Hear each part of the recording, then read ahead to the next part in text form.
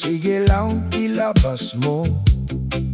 Ginawa mo akong masama para ikaw ang magmukhang totoo. Lahat ng mali sa akin mo ipinasa. Habang ikaw ang umiiyak, ako ang naging kontrabida. Hindi nila alam ang mga gabing ako ang nasaktan. Hindi nila nakita kung paano mo ako iniwan. Isang panig lang ang narinig ng buong mundo. Kaya ang tingin nila sa akin, ako ang may kasalanan. Hindi ko na kailangang makipag-unahan. Hindi ko kailangang sirain ang pangalan mo. Tahimik lang akong naghihintay dahil ang katotohanan marunong lumutang. Kwento mo yan, masama ako dyan. Ikaw ang bida sa sarili mong daan. Sabihin mo ang gusto mong paniwalaan nila. Hindi ko napipigilan ang bawat salita. Kwento mo yan, masama ako dyan. Pero may araw ding lalabas ang katotohanan. Kapag dumating ang panahong iyon, hindi na ako ang kailangang magpaliwanag. Madaling maniwala sa taong unang nagsalita. Mas mahirap pakinggan ang taong nanahimik na lang muna. Pinili kong wag gumanti kasi alam kong hindi lahat ng laban ay dapat patulan. Habang ikaw ay gumagawa ng kwento, ako naman ay unti-unting bumabangon. Hindi ko kailangang magpanggap na mabait. Sapat ng alam ng Diyos kung sino ang tama.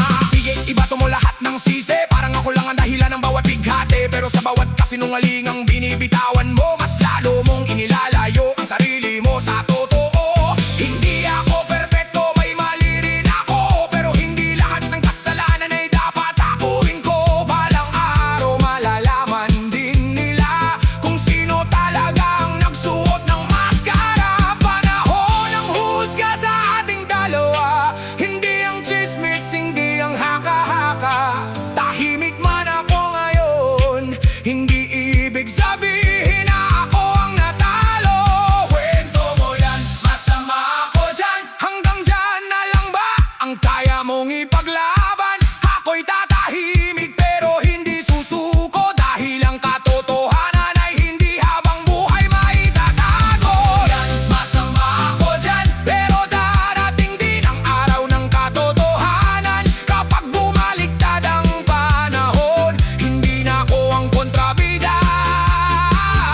Sa kwento mo, kung dyan ka masaya, ituloy mo lang. Pero tandaan mo, ang kasinungalingan ay mabilis tumakbo. Ang katotohanan naman, mabagal lang. Pero siguradong darating. Ay! Oh, oh.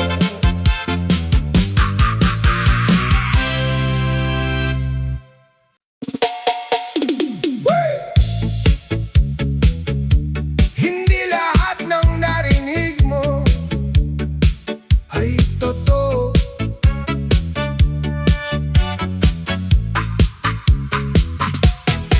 Narinig mo ang kwento, pero kalahati lang.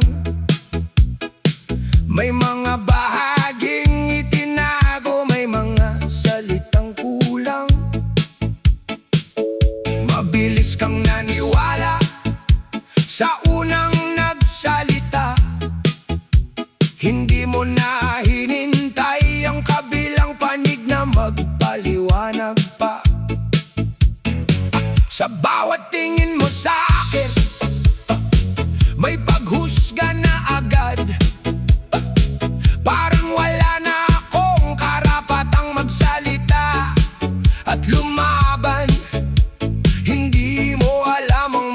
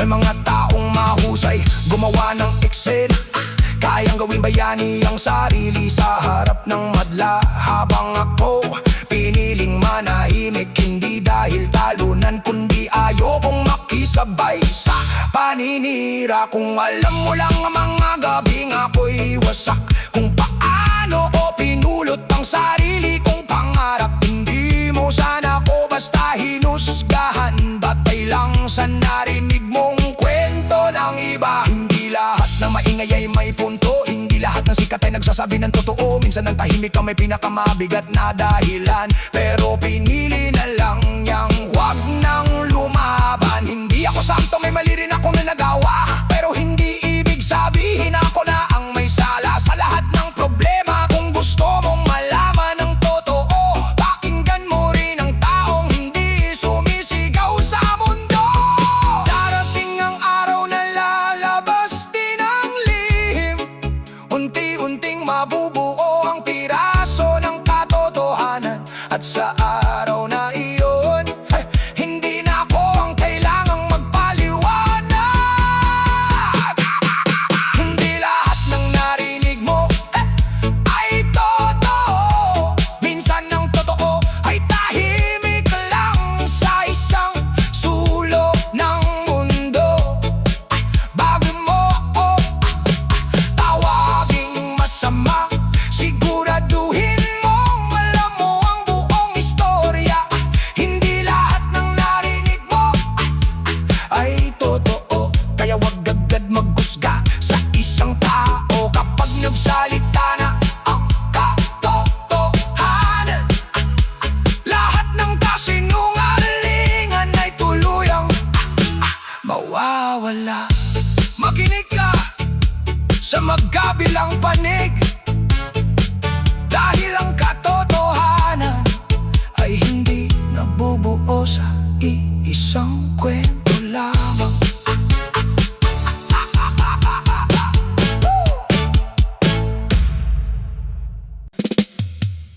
Ako ang kontrabida sa version mo.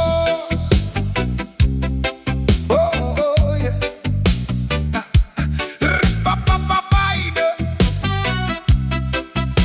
Yeah. Tarara.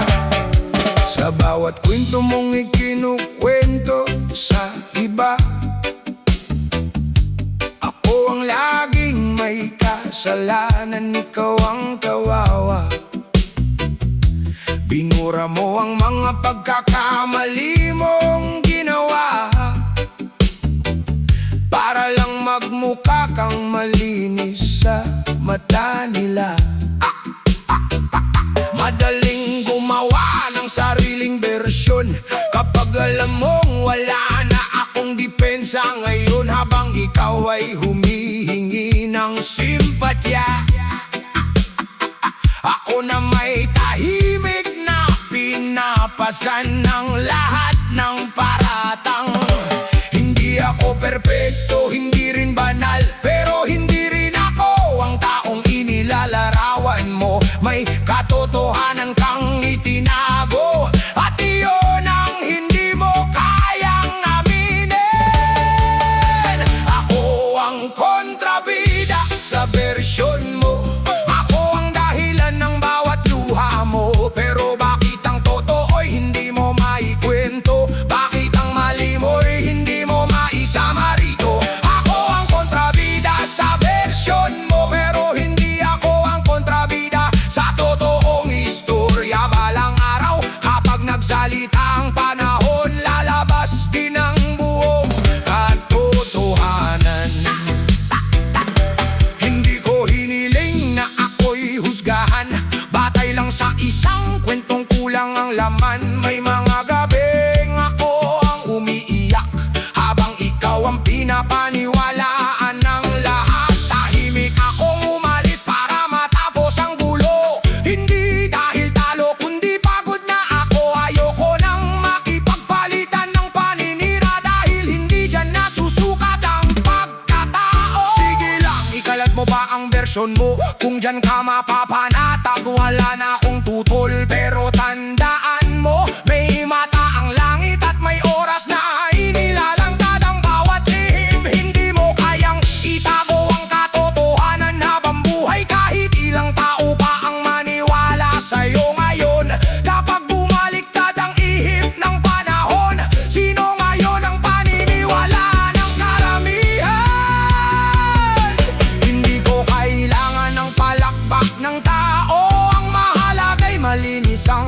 lisensya ko. Kahit ako ang kontrabida sa kwento mo, hindi mo mababago ang tunay na nangyari. Ako ang kontrabida sa bersyon mo, pero hindi mo kayang sirain ang buong pagkatao ko. Darating ang araw na mawawala ang kasinungalingan at ang katotohanan ang siyang mananatili. Ako ang kontrabida sa bersyon mo, pero sa sarili kong kwento natuto akong bumangon. Hindi ako natalo sa paninira mo, dahil ang totoo hindi kailanman namamatay. Maaari mong baguhin ang kwento, pero hindi mo mababago ang katotohanan.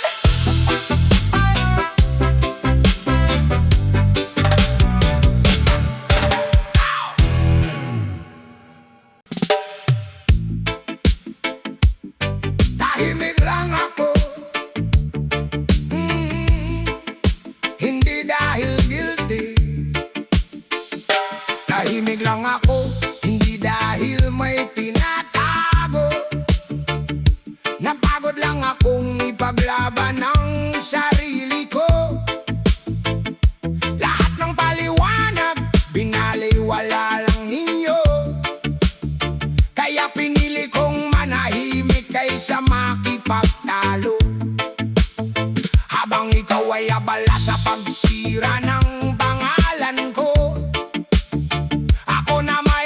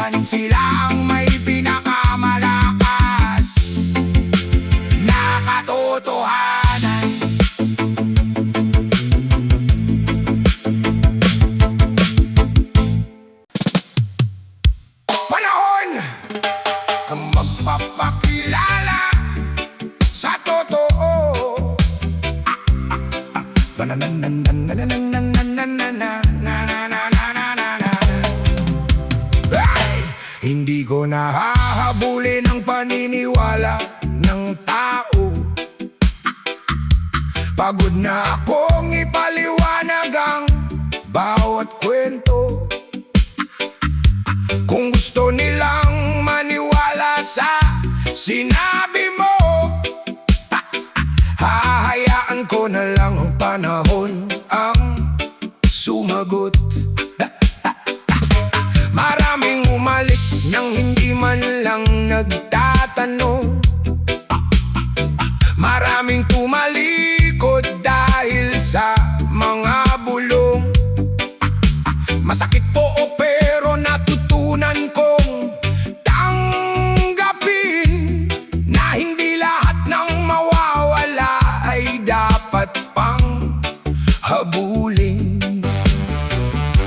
Tahimik ang gabi pero sisikat din ang araw. Kahit gaano katagal may katapusan. Ang dilim, ang kasinungalingan ay may hangganan. Ang katotohanan ay laging may tamang panahon. Panahon ang magpapakilala sa totoo. Hindi ang ingay ng tsismis sa paligid ng mundo. Kapag bumukas ang lahat ng lihim, malalaman din kung sino ang nagsinungaling. Panahon ang magpapakilala sa totoo. Kahit gaano pa ito katagal na maitago. Dahil ang oras ay hindi kinakampihan ang kasinungalingan. Ito'y laging kumakampi sa katotohanan. Hindi ko ipinagdasal na bumagsak ka. Hindi ko ring hiniling na maranasan mo ang sakit. Ang gusto ko lang ay lumabas ang buong kwento nang walang dagdag at walang kulang. Habang ikaw ay abala sa pagtakbo, ako na may unti-unting bumabangon. Muli ang bawat sugat ay naging aral at ang bawat luha ay naging lakas ko. Hindi lahat ng laban ay kailangang gantihan. May hustisyang dumarating kahit hindi mo tawagin. Hindi ako mabubuhay sa galit at paghihigante. Mas pipiliin kong tahimik na maging malaya. Kapag ang oras na mismo ang nagsalita, wala nang makakapigil sa katotohanan. Dahil ang bawat lihim na matagal itinago, may araw ding haharap sa buong mundo. Hindi ako galit, natuto lang akong bumitaw. Hindi ako mahina, pinili ko lang ang kapayapaan. At kung magkita man tayong muli balang araw, sana pareho na tayong natuto sa nakaraan. Panahon ang magpapakilala sa totoo, at doon matatapos ang lahat ng pagdududa. Hindi ko na kailangang ipaglaban ang pangalan ko. Kapag ang katotohanan na mismo ang nagsalita. Panahon ang magpapakilala sa totoo. Ito ang huling kabanata ng ating kwento. Maaaring ginawa mo akong kontrabida noon, pero ang katotohanan ang magiging huling panalo. Hindi lahat ng kwento ay nagtatapos sa kasinungalingan. May mga kwentong ang panahon mismo ang sumusulat ng tamang wakas.